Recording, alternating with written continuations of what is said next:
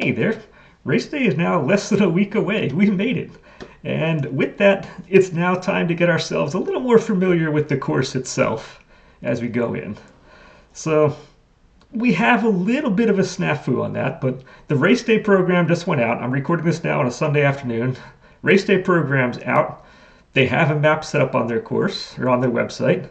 And if you've been frequenting their website, the Spartan website, frequently over the last week, they've kind of had a filler map on there. It's kind of a place, what I thought was kind of just a placeholder to kind of show where things were, but they didn't really have what the obstacles were.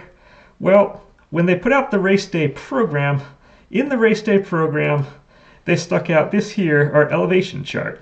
And it just so happens the elevation chart here actually lines up pretty dang perfectly with the map they've had on their website for at least the last week. I'm not sure when that thing first went out. So if we come on to here, the elevation chart does match actually pretty well with what we have here. So for assumption purposes, I'm going to go ahead and guess that this map actually is accurate. Now, the obstacles are classified on this, which is okay because we really don't need the individual obstacles to get an idea of what's going on with this course. We have a pretty good idea of what's happening. Do I have my cursor? Yes, my cursor is working on this stuff. That's good. We do have a pretty good idea of what's happening on here. And just to kind of give an idea of where we are, the last time I ran this race was 2 years ago in spring of 2024. And that's the course map we had during that race. So we're actually pretty close. And I am purposely not showing the obstacles on that one because frankly, it doesn't really matter what the specifics are. We can get enough information between the two, just kind of looking at it. So before I pull this one away, there are two things I do want to pull out from this particular map. And the first is if you want to compare the two maps, we have on 2024, we have this little guy here.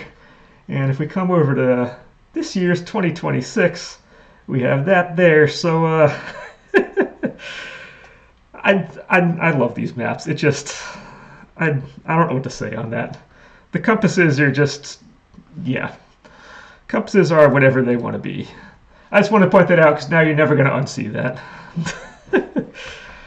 The other is in terms of just obstacle placement and whatnot for going forward. If we go back to the 2024 map, you can see between these, we do have the water stations are on here. So you get a water station, you get an obstacle. You get a water station, you get an obstacle. You get a water station, you get an obstacle. You get an aid station, you get an obstacle. You get another aid station, you get a couple obstacles there. So they do tend to put these guys together. So we can use that as kind of a blueprint on, let's bring you guys back. So we can kind of use that as a blueprint on where a number of these things can be kind of located throughout the course. So we could use that to kind of figure out where things are, and just figure out kind of what things are and what to look for. We can still make a couple extra inferences to figure out what's happening. So bring the map back. We're probably going to stay on here the rest of the time, so you're not going to see my face until kind of the end of this. So big things we're going to be looking for, like I said in the previous video, the big things I'm looking for are the major climbs on the day. So going to our elevation chart, that's going to be the first climb right off the bat. We have climb number 2, we have big climb number 3, and we have big climb number 4. So we have 4 major climbs throughout the day, which I'm going to say then there are going to be 4 smaller climbs on top of that. And that's going to be one down here, one over there, one up here, and one down there. Those will be our 4 kind of minier climbs throughout. But if we go over to our main map, the 4 big climbs again are going to be kind of right out of this starting area, going up the first hill. Climb number 2 is going up this monster climb. And then the 2 ones are just those 2 are going to repeat on the second lap. So those are kind of our big ones throughout the day. With the minor climbs, from what I can tell, looks like is going to be the minor ones when we come back on the sprint or the super loop after the beast. It's going to be over there. And on the sprint loop, we come down the hill and have another kind of smaller climb up here. So those are kind of our two lesser of the climbs on each loop. So those are kind of worth keeping our kind of focus on this. In terms of obstacle placement, like I said, if you look at the water stations, figure there's going to be an obstacle by each of the water stations. If you've done these races before at this point, you know they always stick those right at kind of where the aid stations and the water stations are. But in terms of like your big mass of where things are going to wind up, we have this big sprint loop over here. Remember, that's where 20 of the obstacles are going to be located, are right on that sprint loop. So we're going to find the usual fare on that. We're going to have like the Atlas carry, we're going to have like Z-wall, rolling mud stuff. They have that barbed wire crawl is probably going to be there, monkey bars be over there, rope climb, hercoist, multi-rig. Those types of things are going to be found inside of the sprint loop. And most likely, as far as I remember, this is all kind of backwoods section back there. So most of what I just mentioned is probably going to be in that kind of the final figure 2 miles of this course, or 2 miles of this lap, is going to have a lot of the obstacle stuff that I just mentioned in there. The other big grouping of obstacles figure is going to be up on this super loop. Super loop, they're going to give you there's certain obstacles you would expect to see on that. This is where you're going to get probably like your 7-foot wall, your like stairway to Sparta. You might have beater on here. You could probably have Olympus on here. You probably have a couple of these, maybe the box, if that's still around. I don't think I saw the box at all last year, but I didn't do that many races last year. But that's kind of where those types of obstacles are going to be found on there. Well, if we come out to kind of the Beast and Ultra Loop, this is out in the backwoods in the middle of nowhere kind of area. So this is kind of where you expect to see maybe 6, 7, 8-foot walls could be back here. You're going to have like plate drag probably back here, stuff like the armor carry, maybe your Irish table, inverted wall, stuff like that doesn't take heavy equipment to set up.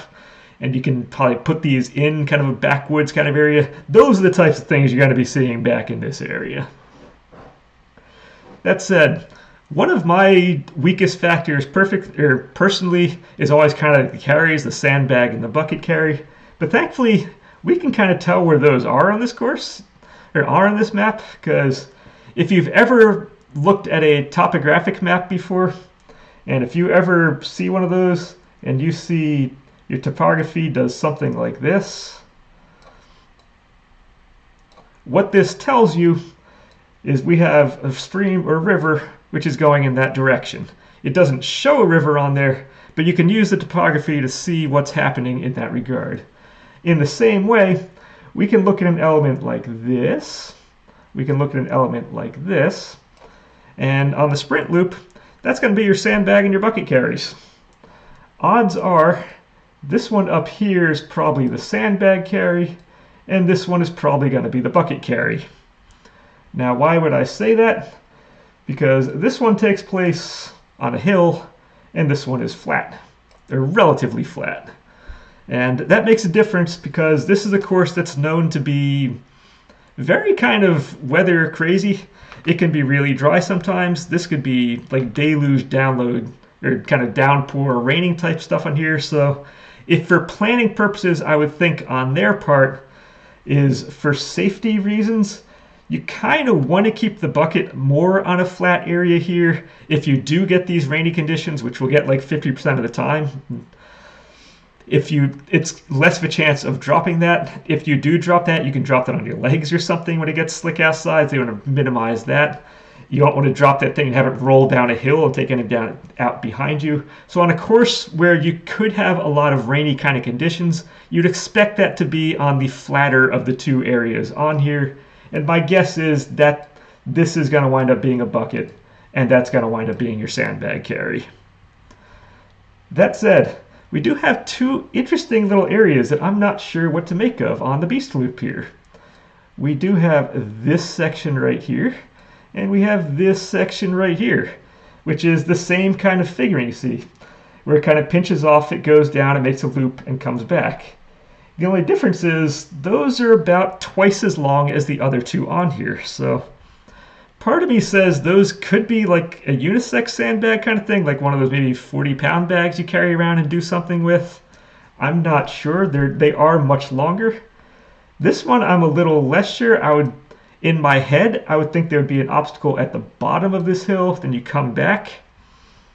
However, the water station's at the top, which means this seems like it's going to be another sandbag carrier or something down here that comes down and back up, which is kind of odd because normally, if you've done Palmerton, you know one of the problems you can have with Palmerton, especially if you're doing like an open carry, you're like later on in the afternoon, it's like 95 degrees outside, you're dying at that point, you don't want to carry this bag around. So what happens in Palmerton is you always walk down the hill, and then you have to finish going up the hill. And a lot of people are going to leave their bags behind, they get tired, they're like, I give up, and just pop it down there. So usually if you're going to do a sandbag carry, and you're going to set this up, you're going to set it up to go uphill first and end on the downhill. So people can bring the bag back down. It's easier coming back down. And it helps alleviate the issue of people just dropping their bags behind them. This one's going the opposite direction. It's going downhill first and finishing up. So I'm going to be kind of curious how this one plays itself out, if that is going to be a carry. This down here could also be a carry. It could be something else. But it's also going in the more correct, the more kind of traditional direction, going uphill first and then back down to the bottom. I can see the aid station isn't exactly at the bottom, so that might not be a carry. So I'm I'm a little curious on what these are going to be. And I'm going to give them a little bit different deference when kind of looking at this. And we get to the course itself, they'll have the big poster up on what the obstacles actually are. We get there Friday for the pre-registration stuff and whatever. But considering we have this giant, massive climb that comes down here, this is the main climb of the day. I'm going to be giving these two elements even more deference just because of that. Because if they are carries, that's going to suck some wind out of us going into this bigger climb. And that could be one of those, that's definitely going to be one of those areas I'm going to be paying attention to on this loop. That said, the rest of this was all kind of backwoods kind of trail stuff. So this is kind of a good kind of area, the good kind of recovery area. That's where you're kind of in the more flattish, you have little kinds of ups and downs, but it's generally kind of flattish for that section, which is nice. And then we get back to this kind of quicker hill with harder obstacles kind of thrown up top. Now, in addition to that, if you actually looked at the race day form that they sent out, or the race day program they sent out, they do have 2 time checks on there. You have to be out of the transition by 2:30. That's fine. They also have be at the, I believe it's the 7-foot wall by 6 o'clock, and you have to be by Olympus at 7 o'clock. So if I'm going to guess the 7-foot wall is going to be up here, and Olympus is probably somewhere around this area, if you just want specific obstacles on where they're located. Those are good kind of very accessible areas to get to. They're kind of a little flattish up at the top by the lake here. It's easy to get in and out. If you're going to be pulled off a course for something, those seem to be kind of good areas to stick those guys. So that would be my guess for where those would be located. And that's really all we can, not all we can, but all we really need to gather from this is, yeah, on the first loop, we're going to have the first climb there is always something to keep an eye on, but really, this is going to be the big one on the day. That's something to keep in mind. The Ultra Loop, unfortunately, is kind of disappointing unless they put a freaking awesome obstacle down right at the end here. I am a little bummed, I'm not going to lie, on seeing this, because the race day prep and kind of just course prep 101 is as you escalate whatever you're doing, you try to add something the previous element won't have. So if you do a sprint, you get your basic kind of obstacles thrown in there. Once you get out to once you jump into the super range, I'm blocking that on this. We don't need you either. Yeah, once we get into the super range there, what kind of changes is you get a different set of obstacles pops up on this. Rather than just the basic set, this is where you kind of get maybe your Twister, your Olympus, your Stairway to Sparta, some like the harder obstacles you're not going to get on the sprint. From there, once you jump into a beast, now a beast starts introducing trail runs into the mix, because you get some trail running stuff in the sprint and the super, but it's not that much. Once you get into the beast, it starts focusing more on trail run aspect stuff. So they add an element you don't get in any of the others. So when you get to the Ultra, you want to, ideally you would add an element that you're not going to have on the other courses. But this one is kind of backwoods flat, and it's just more trail running, which we already have in the Beast. So I'd be curious what the obstacle selection is going to be when we get to that Ultra Loop. Will they add something that the other elements don't have, or will it kind of be really kind of a mix in there with the with the Beast stuff? So we'll see when we get to it on that front. And let me go take this thing off. That's kind of what I have on there. And otherwise, a couple of final thoughts before going into this race is, first, this is going to sound really stupid, cut your toenails before you go in. Your feet are, these downhills are going to kill your feet. Make sure you just cut your toenails before you go into this. It's worth it, trust me. Second thing, I don't know if you've been checking the weather for this race or not. I've been watching it like every day for the last 2 weeks because it's just fun watching it through. 2 weeks ago, it was going to be downpouring the entire time, wet, muddy mess, horrible. It's going to be terrible. Last week came back, rain is gone. Also, it's going to be bright and sunny the entire week. It's going to be dry. It's going to be fast. It's going to be perfect. Checked again today. Rain is back, baby. So they keep going back and forth whether it's going to be rainy or not. It doesn't seem, if it is, it's probably going to be light kind of drizzle stuff. So either way, I know when I put out your gear, all the gear you're going to need for one of these races. Yes, so I always have what's in the back pouch of my hydration vest there is kind of the wild card area. So I'm probably going to be keeping a raincoat we'll see how the weather progresses towards the race, whether I need it for the first lap or not. But it's one of those rains where it could come like later in the day. I'm probably going to be keeping a raincoat in the back there. It's kind of with me. I don't want to do what happened last time where it was nice in the morning and then it rained in the afternoon and I was just cold and miserable and wet because all my stuff was in the transition bucket. So I'm going to pretend like I learned something from then. I'm going to bring a raincoat with me on that one. That said, if you're doing this like me as a race, that's one thing. If you're going with like another partner, you're coming with like a spouse, a friend, or someone else in the family, you're going with somebody. I hate to be the bearer of bad news on this one, but just assume you're going to have 20 to 30 minutes less per person who's going with you to complete this course. Because what's likely going to happen is if you're going over obstacles, you're probably not going to be going together. You're going to be watching the person next to you going through. And if you've ever watched videos on this before, most kind of ultra videos or beast videos that go out are usually about that, like, say 20, 25 minutes in length. And if you're watching somebody go out and do this, figure that's going to be about 20 to 25 minutes of time on the course you're going to spend watching somebody else going over without yourself actually progressing through. So keep that in mind when you're setting your pace for things. This is why I keep kind of stressing that if you just want to finish the course and aren't super worried about times, keep that kind of 25 minute per mile in mind. And if you do plan on watching somebody else go over the obstacles as you go, just keep in mind that will be eating into that 25 minute per mile that you kind of want to be keeping for this as you go. So hate to be the bearer of bad news on that, but it is something to really keep in mind, especially for a mountain course like this where times really can be kind of a constraining factor, because this is not an easy course. You're going to be working your butt off on this one, and it just is what it is. That said, in terms of working your butt off on this one of the things that's going to really be helpful is just learning how to keep a steady pace as you go. Whether you get to the bottom of the hill and you start going up, you're not going to go quick, then kind of slow down, and kind of go quick and slow down. That's not super efficient. You probably notice driving down a road, if you want to be efficient, just kind of stay at one pace and just go.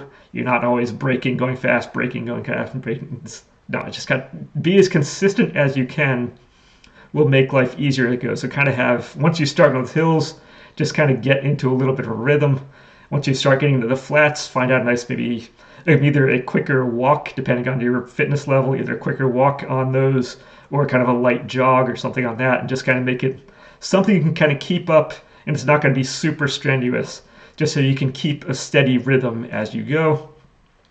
And lastly, probably the most important part I would think on this in terms of visualizing this course and staying loose on the day is rather than think of this as just this monolithic, we're going to be doing a 31, 32, whatever mile ultra marathon distance thing. It's super overwhelming. This isn't a monolithic race. This is, mentally speaking, this is more like a round of golf than a monolithic thing you're just going through. We're going to have a lot of little mini areas of like successes and failures and whatever we're looking at. We're going to have a little kind of mini areas. Let me bring up the map real quick, the idea. So if we're looking at this, we're going to have like maybe a zone of just kind of going up this hill will be one little kind of mini goal we have. Now we have coming down this hill to be another mini goal. Going up this hill is another mini goal.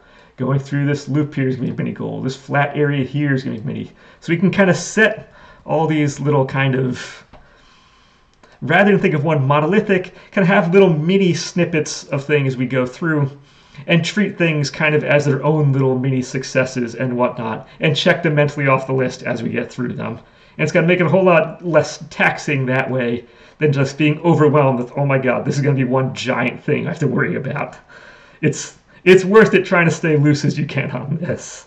And like I said in the last video, have fun during this when you can have fun. You're going to be working going those uphills, but take some time sometimes, just turn around and look at the back and enjoy that. Maybe you've never finished something like, maybe you've never finished like an Olympus or a twist or something before, and you finally do it. You can give like a woo, we did this kind of thing. You got the spear throw, cheer it. Enjoy these. Again, these are little, if you get the little mini successes here, like make sure you can shout, you can be good. I've done that before. Lots of people shouted that spear throw, both good and bad, but it's okay to bring out the emotion during this thing. It's what makes these things fun. So that's the big one. Just have fun during this. Whenever you can, have fun during this. Meet people along the way. A lot of people are going to be talking as you go. You're going to be meeting a lot of people. It's just kind of fun seeing all this. And just, yeah, when you get to the second loop is something, if you've never done it before, I'm not going to spoil it, but the second loop is probably a racing experience you've probably never had before. And I'm just going to leave it at that. It's worth it. It's going to be a lot of fun. I'm looking forward to a good day. This should be fun. And yeah, that's it. Good luck. You're trained. You've done what you had to. You're in shape. You made it. You can do the starting line. We got this. We're going to have a good time. I'll see you there. And can't wait till Saturday. Should be fun. All right. Enjoy.